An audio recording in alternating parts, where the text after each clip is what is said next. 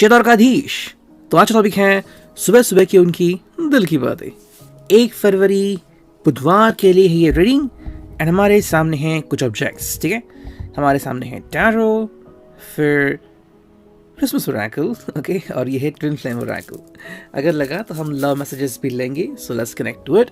सबसे पहले हम करते हैं टैरो से शुरुआत। ओके, देखते हैं टैरो में हमें क्या रीडिंग मिलती है and let's connect to it.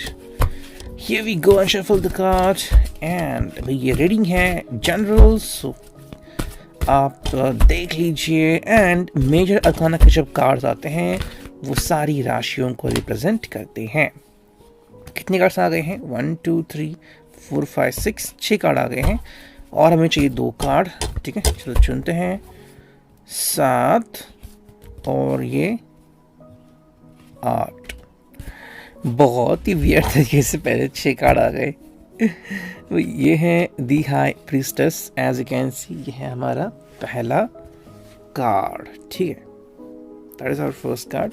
Second जो कार्ड है वो है नाइट ऑफ पेंटिकल्स, फिर है किंग ऑफ वॉन्ड्स एंड फिर आ गया है हमें 8 ऑफ कप्स, फिर आ गया है द हर्मिट, फिर आ गया है 9 ऑफ वॉन्ड्स, फिर आ गया है एस ऑफ वॉन्ड्स एंड फिर आ गया है 5 ऑफ पेंटिकल्स।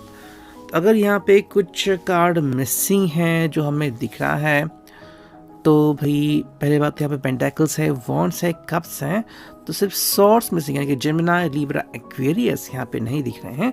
लेकिन अगर हम बात करते हैं हर्मिट की जो मेजर अरकाना का एक कार्ड है तो ये वर्गों को रिप्रेजेंट करता है लेकिन ये सभी राशियों को एप्लीकेबल होता है। ठीक है, सो लेट्स कनेक्ट, देखते हैं आज हमें क्या रीडिंग मिलती है। ठीक है, चलो फिर देखो भाई हमारे सामने टोटल 8 कार्ड्स हैं। शुरुआत करते हैं प्रथम कार्ड से एंड वो हैं दी हाई प्रीस्टेस। अगर हम ये कार्ड देखें तो कहीं ना कहीं इस पर्सन के अंदर थोड़ा सा हमें मतलब ये एक्चुअली वर्ड यहाँ पे फिट नहीं होता अगर हम स्पेसिफिक कार्ड की बात करें, लेकिन जो हमने रीडिंग निकाली थी रात के वक्त की एंड अभी अगर हम बात करें इस प्रेजेंट टाइम की तो थोड़ा सा ईगो सेटिस्फाइड इस पर्सन में दिख रहा है। मतलब अगर आपको पता होता है कि आप सही हो तो कई बार एक घमंड तैयार होता है, तो वो चीज़ हमें यहाँ पे दिखती है। बेसिकली अगर हम बात करें तो इसको सपोर्ट किया है नाइट ऑफ पेंटिकल्स ने, तो यहाँ पे प्रैक्टिकलिटी भी दिखती है एंड यहाँ पे अर्थ साइन है। जैसे कि अगर हम बात करते हैं डेविल की तो वो भी अर्थ साइन में आता है बिकॉज कैप्रिकॉन साइन है वो, तो वहाँ पे भी हम डिज़ायर्स देखते हैं। ओके, तो डिज़ायर्स भी हम कहते हैं कि भाई चलो भाई एक अर्थ साइन का एक मटेरियल है। बिल्कुल वैसे हमें दिख रहा है कि द हाई प्रोसेस में ये पर्सन जो है वो थोड़ी सी घमंड लेके चल रहा है। मेरे हिसाब से आई थिंक कहीं ना कहीं इस पर्सन को लग रहा है कि मैं राइट हूँ, मैं सही हूँ। ठीक है, सेकेंडली मेरे हिसाब से अगर आप इससे कम्युनिकेट कर रहे हैं थोड़ा इनको समय दीजिए कि एक एग्जैक्टली आपसे क्या कहना चाहते हैं या फिर एग्जैक्टली इनके मन में या दिल में चल रहा है।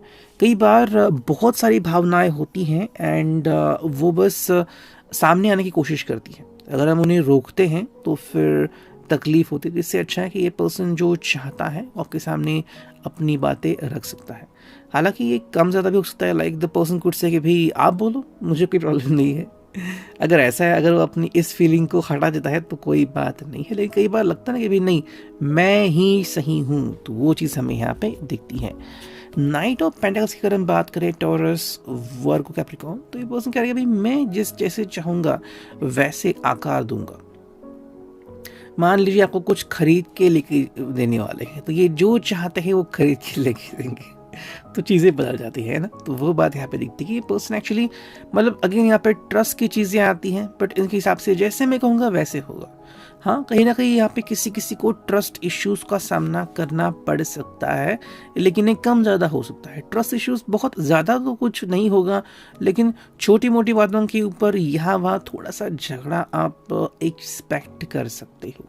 सेकेंडली मोस्ट इम्पॉर्टेंट है कि आप इस पर्सन को समय दीजिए। अगर ये पर्सन कह रहा है कि मुझे अभी समय नहीं है, मुझे ऑफिस के लिए जाना है या फिर मुझे फ्रेंड से कम्युनिकेट करना है, मुझे शांत बैठना है, मुझे किसी से बात नहीं करनी, तो ये उनका एक निजी अंडरस्टैंडिंग है। आप अगर उनको समय दे देंगे तो ये डेफिनेटली इस चीज़ से बाहर आ जाएंगे। नेक्स्ट कार्ड हमने देखा है वो king of wands, that's all about the king of power, king of passion. यहाँ पे किंग ऑफ पैशन से भी बढ़िया मेरे हिसाब से किंग ऑफ पावर लग रहा है। तो मैं ही सही हूँ वो चीज़ अगेन हमें यहाँ पे दिखती है। ये पर्सन कुछ कह रहा है कि भाई जैसे मैं चाहूँ वैसे जीऊँगा, आप मुझे मत बताओ। तो वो चीज़ यहाँ पे हो सकती है, और इसीलिए कि जैसे मैंने कहा था कि शायद कोई इनके कान भर रहा है। और थर्ड बात जो है यहाँ पे काफ़ी इंपॉर्टेंट, बिकॉज ये थर्ड कार्ड है, कि कहीं ना कहीं कह रहा है कि अब मैं जैसे कहूँगा वैसे हालात तैयार होंगे। ओके, तो शायद ये इस बात से नाराज़ भी है कि कुछ चीज़ें इसके हाथ से फिसल गई हैं, या फिर अब ये किसी को दोष दे रहा है, शायद ये खुद को भी दोष दे सकता है। लेकिन जब तक ये रियलिटी को नहीं पहचानता कि भाई किसने क्रिएट की इश्यूज़, क्यों क्रिएट की, ये शायद कुछ चीज़ों को समझ नहीं पाएगा। And that is when you see 8 of cups, Cancer, Scorpio, Pisces, कि भाई ये पर्सन जो है वो नाराज़ हो सकता है। नाराज़गी में क्या होगा कि कम्युनिकेशन ये शायद बंद कर देगा, कम्युनिकेशन नहीं होगा, शायद किसी बात को लेके उदास होगा, फ़ोन ही बंद कर देगा। ऐसी चीज़ें आप यहाँ पे देख सकते हो। या फिर इनके जगह उनका फ्रेंड फ़ोन उठा रहा है कि नहीं अभी कम्युनिकेट नहीं कर पाएंगे, तो कहीं ना कहीं थोड़ी सी उदासीनता हमें दिख रही है। लेकिन शायद ये पर्सन खुद पे भी नाराज़ है कि ऐसा मैंने होने कैसे दे दिया। तो जब तक ये पर्सन लिटरली इस फेज से बाहर नहीं आता, आप दोनों को तकलीफ हो सकती है। नेक्स्ट कार्ड है वो है the Hermit, as you can see. अगर हम इसकी बात करें तो ये है वर्गो का साइन है, यहाँ पे हमें चीज़ें बदलती हुई नज़र आती हैं। यहाँ पे काफ़ी इम्पॉर्टेंट है कि या तो आपका कोई जो फ्रेंड है आप दोनों का वो बीच में आ सकता है, या फिर कोई सडन कोई फैक्ट है वो बीच में आ सकती है कि भाई चीज़ें पहले जैसे टर्न आउट हो जाएंगी। अब इश्यूज़ किसने क्रिएट किए, क्यों क्रिएट किए, अगर ये सॉल्व होता है तो बहुत ही बढ़िया बात है, वरना कोई ना कोई तो पर्सन बीच में ज़रूर आएगा जो आप दोनों की हेल्प करना चाहता है। जैसे ही ये चीज़ें होंगी, अब ये शायद 10 बजे के बाद हो सकता है, 1-4 बजे तक भी हो सकता है, डिपेंडिंग, बिकॉज देखो व्हील ऑफ फॉर्चून जिसे कहते हैं वो चलता ही रहता है। तो ये किसी के साथ होता है, कब होता है वो भी देखना पड़ेगा। अगर हम बात करते हैं ये 9 ऑफ वॉन्ड्स के, तो यहाँ पे पेशेंस काफ़ी ज़रूरी है कि पेशेंस रखो, चीज़ें सही हो जाएंगी, don't worry about that one. ये पर्सन जो है वो खुद ही अंदर अंदर झुलस रहा है, तो what you can expect from him, थोड़ा समय दीजिए इस पर्सन को इस चीज़ से बाहर आने के लिए। वही अगर हम बात करते हैं एस ऑफ वॉन्ड्स की, तो आप कह सकते हैं कि हाँ भाई ये पर्सन फिर आपसे कम्युनिकेट करने की एक कोशिश कर सकता है, एंड उसे याद आ जाएगा या फिर उसे एहसास होगा कि आज भी आप दोनों में जो प्यार है वो बिल्कुल वैसा ही है, ठीक है। या फिर प्यार की एक झलक वो दोबारा पा सकता है। समवेयर जो आप रूठ गए थे एक दूसरे से वो भी मिल सकते हैं। And then what we see is the 5 of pentacles. आप दोनों की जो अवस्था है वो मोस्टली एक जैसी हो सकती है कि भी मैंने क्या बिगाड़ा था कि तुमने ऐसे किया, और वो भी शायद आपको वही कह सकते हैं। तो कहीं ना कहीं मेरे हिसाब से misinformation, misjudgement, miscalculation की चीज़ें हैं जहाँ पे ये पर्सन भी अपने आप को खो बैठे थे। एंड अभी काफ़ी इंपॉर्टेंट है कि आप दोनों एक दूसरे से मिले, गिले शिकवे दूर करें। वो चीज़ें हो सकती है लेकिन आपको इसके लिए थोड़ा सा वेट करना पड़ेगा। अब देखते हैं क्रिसमस ओरेकल से हमें क्या रीडिंग मिलती है, ठीक है। चलो कार्ड की शफलिंग तो हमने कर ली, देखते हैं रीडिंग क्या आता है। 1 2 3 एंड 4। चलो एक और कार्ड चुनते हैं जो कि है 5, ठीक है। सो 5 कार्ड आ चुके हैं, देखते हैं हमें क्या रीडिंग मिलती है। जो पहला कार्ड है वो है ब्रिलियंट फ्यूचर, फिर आ गया है इनसिक्योरिटीज़, फिर आ गया है सेल्फ एक्सप्रेशन, फिर आ गया है प्रोग्रेस, एंड फिर आ गया है मैसेज। अगर हम बात करते हैं टैरो की तो बिल्कुल सटीक मैसेज बैठते हैं। ब्रिलियंट फ्यूचर, सब कुछ सही था तो क्या हो गया, क्यों ऐसा बिहेव किया, क्वेश्चनिंग चल रही है यहाँ पे, जैसे कि हाई प्रिंसेस घमंड आता कि why did you do that, मैंने क्या कमी रखी थी। इनसिक्योरिटीज पैदा हुई है, शायद उनको लग रहा है कि नहीं भाई आप या तो कॉम्प्रोमाइज़ हुए हो, या फिर कि आप उनसे इस तरह से क्यों पेश आ रहे हो, या फिर किसी ने उनके कान भरे हैं तो क्यों आपने ऐसे किया। तो यहाँ पे हमें डिफरेंसेस दिख रहे हैं, शायद आपको ये नहीं पता हो कि ऐसा वो क्यों कह रहे हैं, इसके पीछे की वजह क्या है, या फिर छोटा मोटा झगड़ा तो हमें यहाँ पे ज़रूर दिखता है। Then there is very important जो कि सेल्फ एक्सप्रेशन। ये अपने आप को सेल्फ एक्सप्रेस करने से या तो रोक रहा है इंसान, जैसे कि हमने देखा 8 ऑफ कप्स में, या फिर वो डायरेक्टली इस चीज़ से आउट ही हो रहा है। Then we see this one जो कि है प्रोग्रेस। जैसे कि हमने देखा जैसे ही हर्मिट का मूड आ जाएगा, ये पर्सन जो है वो समझ जाएगा कि भाई कुछ ना कुछ तो गड़बड़ है, मुझे इस चीज़ को समझना पड़ेगा। And then you see a message. तो शायद ये पर्सन आपसे एक मैसेज के थ्रू कम्युनिकेट कर सकता है। एंड फिर आप दोनों के बीच का जो एक दूरियां जो है आप दोनों के बीच की वो दूर हो सकती हैं। और अब देखते हैं हमें यहाँ पे स्ट्विन फ्लेम ओरेकल से क्या रीडिंग मिलती है। 1 2 3 4 5। चलो इतने सारे कार्ड्स आ गए, देखते क्या रीडिंग। जो पहला कार्ड है वो है फ्रेश स्टार्ट, ठीक है। फिर आ गया है वेक अप, फिर आ गया है डोंट वेट, फिर आ गया है टेक रेस्ट, एंड फिर जो कार्ड है वो इमोशनल स्टेबिलिटी। ये भी बिल्कुल वही आ गया है रीडिंग।